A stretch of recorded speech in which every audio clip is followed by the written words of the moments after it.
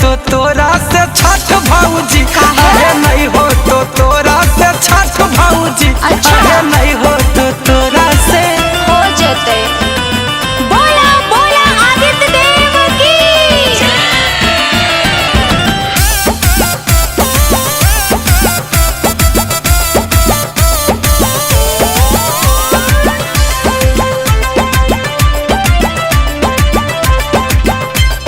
छठी मैया के है कठिन बरतिया, हो जाई तो ये भौजी कौनो गलतिया। ओहो तो चिंता काहे करह, मम्मी मोर करो हलै छठ के पूजा नामा, जानो ही ये देवरु विधि विधानवा। आहो हर बन तनिको ही मत देवरु, आहो हर बन तनिको ही मत देवरु। आजी हमहु करबै अब की छठ देवरु, आजी हमहु करबै अब की छठ देवरु, आजी हमहु करबै।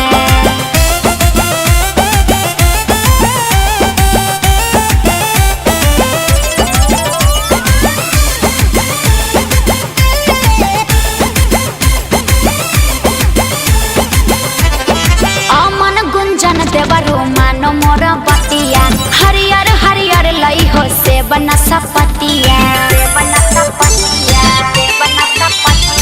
नहीं जब मन भोटा करो तैयारिया, फल फूल ले अइबो पालट के सड़िया। तोर बतिया से ही ओ सहमत भौजी, तोर बतिया से ही ओ सहमत भौजी, अहे तू करायब की छठ भौजी, अहे तू करायब की छठ भौजी, अहे तू करा।